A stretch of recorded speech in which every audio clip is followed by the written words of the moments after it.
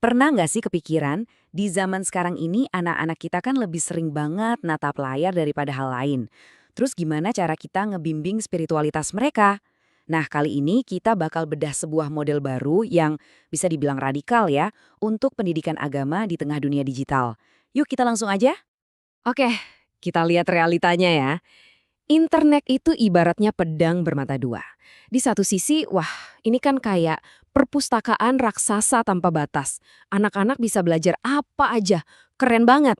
Tapi di sisi lainnya, nah ini dia, ini tuh kayak labirin yang penuh jebakan.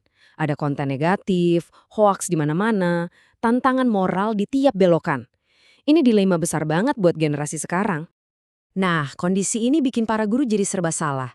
Bingung kan? Gimana coba caranya mereka jadi pemandu di dunia yang berubah secepat ini? Metode ngajar yang lama itu rasanya kayak bawa peta kuno buat navigasi di kota modern yang super canggih. Udah nggak relevan lagi. Jelas, harus ada yang diubah. Kalau kita lihat dari dulu ya, seorang guru pendidikan agama Islam atau PAI itu punya 3 peran yang sangat fundamental. Pertama, sebagai murabi. Itu artinya pembangun karakter. Kedua, sebagai mu'alim. Ini yang ngasih ilmu, yang ngajar. Dan yang ketiga, mursyid. Ini pembimbing spiritual, yang ngebimbing jiwa. Nah, 3 pilar inilah yang jadi fondasi pendidikan Islam selama ratusan tahun. Tapi, nah ini dia nih plot twist-nya. Dunia digital sekarang ini nuntut lebih dari itu. Menurut sumber yang kita bedah, 3 peran tadi aja tuh ternyata belum cukup. Guru zaman sekarang juga harus jadi seorang edu creator. Ya, pendidik yang sekaligus jadi kreator konten. Bikin konten digital yang menarik dan bermakna, biar bisa bersaing di dunia online. Terus pertanyaannya, gimana caranya? Masa sih satu orang diharapkan bisa jadi pembangun karakter, pengajar ilmu, pembimbing jiwa, sekaligus jadi kreator konten digital yang jago? Wah, ini bukan lagi tantangan biasa. Ini tuntutan yang luar biasa berat buat para guru kita. Nah, dari tekanan inilah justru muncul sebuah ide baru yang brilian. Materi yang kita bahas ini memperkenalkan sebuah konsep yang benar-benar dirancang buat zaman sekarang. Guru digital spiritual. Sebuah model baru untuk dunia yang juga baru. Jadi, apa sih guru digital spiritual itu? Coba deh bayangin, seorang guru yang nggak cuma paham kitab suci, tapi juga paham algoritma TikTok atau Instagram. Mereka ini ngegabungin kearifan spiritual yang dalam dengan kemampuan digital yang kekinian. Tujuannya sebenarnya simple, tapi powerful banget. Ngebentuk karakter siswa yang kuat, yang nggak goyah, mau pas lagi scroll di HP atau pas lagi di dunia nyata. Model ini cerdas banget, karena dia dibangun di atas fondasi yang udah kita kenal. Pasti udah sering dengar kan soal 4C, kompetensi abad 21, berpikir kritis, kreativitas, kolaborasi, sama komunikasi. Nah, model ini nambahin satu elemen krusial yang sering kelupaan, karakter. Jadi, karakter ini ibarat kompasnya, kompas moral yang ngarahin gimana semua skill tadi dipakai. Canggih kan? Oke, konsepnya kedengaran keren banget ya, tapi prakteknya gimana di lapangan?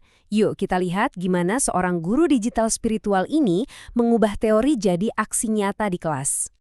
Seorang guru digital spiritual itu lebih dari sekedar pengajar biasa. Mereka itu jadi role model digital, ngasih contoh gimana sih bersikap yang baik di dunia maya. Bagi mereka, teknologi itu bukan ancaman, tapi justru kanvas buat berkreasi. Mereka juga proaktif, ngebimbing muridnya buat pakai teknologi untuk hal-hal yang positif.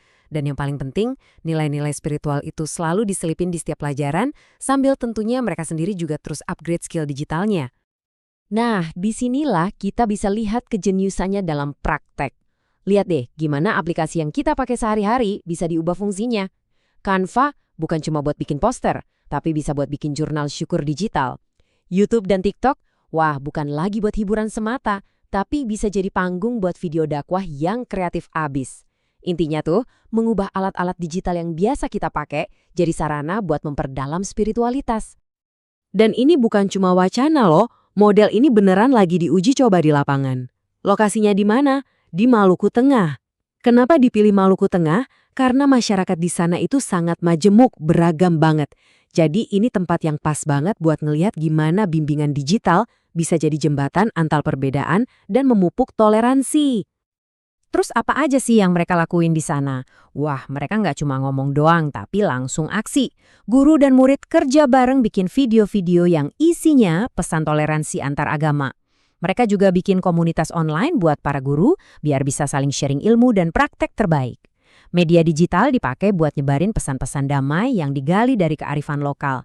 Ini perpaduan yang cantik banget antara iman, budaya, dan teknologi.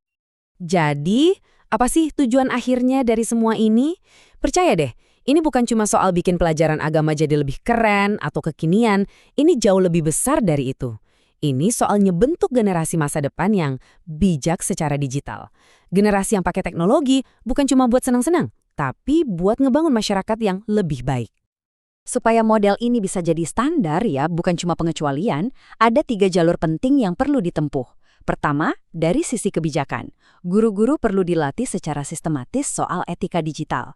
Kedua, kurikulum. Proyek-proyek digital kayak tadi tuh harus jadi bagian inti pelajaran, bukan cuma tugas tambahan. Dan ketiga, kolaborasi. Perlu banget dibangun platform online buat komunitas guru PAI, biar mereka bisa saling terhubung dan berkembang bareng. Pada akhirnya ya, semua ini bisa kita rangkum dalam satu kalimat yang ngena banget. Peran guru digital spiritual itu adalah jadi seorang pemandu bagi jiwa dan karakter digital siswa. Paham kan? Jadi bukan cuma ngajarin cara pakai teknologinya, tapi ngebimbing jiwa orang yang megang teknologi itu. Dalam banget maknanya. Model ini emang nawarin satu jawaban yang kuat ya, tapi di saat yang sama, ini juga membuka pertanyaan yang lebih besar buat kita semua.